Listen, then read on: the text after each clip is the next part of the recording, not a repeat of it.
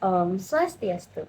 Assalamualaikum warahmatullahi wabarakatuh. Shalom, nama budaya, dan salam sejahtera untuk kita semua. Halo semuanya, perkenalkan, saya Febrina Nuruljana dengan NIM 25095111110.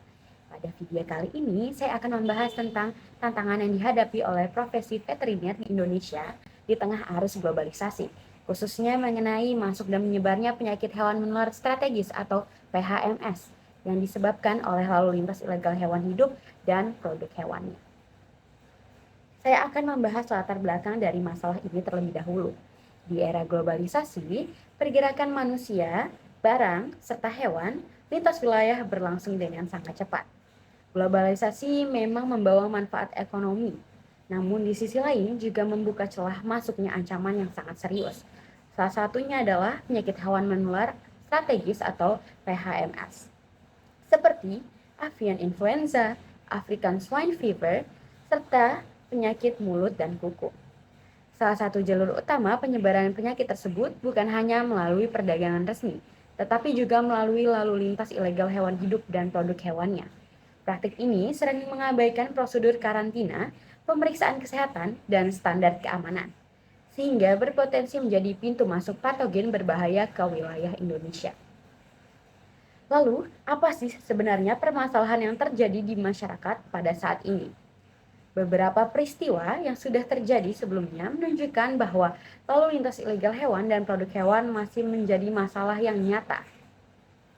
Contohnya di Pelabuhan Bakahuni, petugas karantina berhasil menggagalkan masuknya lebih dari 10 ton produk hewan ilegal berupa ceker ayam tanpa dokumen karantina. Produk seperti ini beresiko membawa agen penyakit yang dapat menyebar dengan cepat jika masuk ke rantai konsumsi masyarakat. Selain itu, di lokasi yang sama pula, aparat kepolisian dan instansi terkait juga menggagalkan penyelundupan satwa liar dilindungi yaitu burung elang yang dilakukan tentunya tanpa dokumen yang resmi. Satwa liar yang diperdagangkan secara ilegal berpotensi menjadi reservoir penyakit baru yang dapat menular ke hewan lain maupun menular ke manusia. Fenomena ini menunjukkan bahwa lalu lintas ilegal bukan hanya sekedar pelanggaran hukum saja, tetapi juga ancaman kesehatan nasional. Penyakit hewan menular strategis yang masuk melalui jalur ilegal seringkali sulit untuk dideteksi sejak dini karena tidak tercatat dalam sistem resmi pengawasan veteriner. Lalu apa upaya yang dapat kita lakukan untuk memecahkan masalah ini? Masuk dan menyebarnya PHMS melalui lalu lintas ilegal menuntut peran aktif profesi veteriner sebagai garda terdepan. Dokter hewan dan petugas karantina berfungsi sebagai benteng pertama negara dalam mencegah masuknya penyakit hewan dari luar wilayah. Upaya yang telah dilakukan saat ini antara lain adalah peningkatan pengawasan di pintu-pintu masuk strategis seperti pelabuhan dan juga bandara, serta penindakan terhadap pelanggaran lalu lintas hewan. Selain itu, Badan Karantina Indonesia juga meluncurkan kampanye anti perdagangan dan lalu lintas ilegal hewan dan produknya sebagai langkah yang preventif untuk meningkatkan kesadaran masyarakat. Pendekatan yang lain tidak kalah penting adalah penerapan konsep One Health, yaitu keterpaduan antara kesehatan hewan, kesehatan lingkungan, dan juga kesehatan manusia. Dengan pendekatan ini, pencegahan PHMS tidak hanya berfokus pada hewannya, tapi juga pada dampak luas terhadap kesehatan masyarakat dan ekosistem. Mahasiswa kedokteran hewan sebagai calon profesi veteriner juga memiliki peran yang cukup strategis, yaitu sebagai agen edukasi dan perubahan di masyarakat. Pemahaman yang baik tentang bahaya PHMS dan pentingnya karantina dapat membantu menekan praktik ilegal ini dari sisi permintaan itu sendiri. Dan kesimpulannya, lalu lintas ilegal hewan hidup dan produk hewan merupakan salah satu faktor utama masuk dan menyebarnya penyakit hewan menular strategis di Indonesia. Di tengah arus globalisasi yang semakin cepat, praktik ini menjadi tantangan yang serius bagi sistem kesehatan hewan nasional.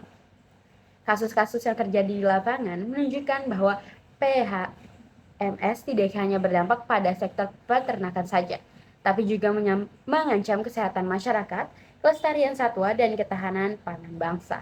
Oleh karena itu, peran veteriner menjadi sangat strategis sebagai pelindung kesehatan hewan dan masyarakat. Sebagai saran, di sini saya sudah merangkum beberapa saran yang dapat dilakukan. Pertama, diperlukannya sinergi yang kuat antara pemerintah, tenaga veteriner, aparat penegak hukum, dan masyarakat untuk mencegah lalu lintas ilegal hewan dan produk hewan itu sendiri. Kemudian, edukasi publik harus terus ditingkatkan agar masyarakat lebih memahami bahwa membeli dan memperdagangkan produk hewan secara ilegal memiliki resiko yang sangat besar.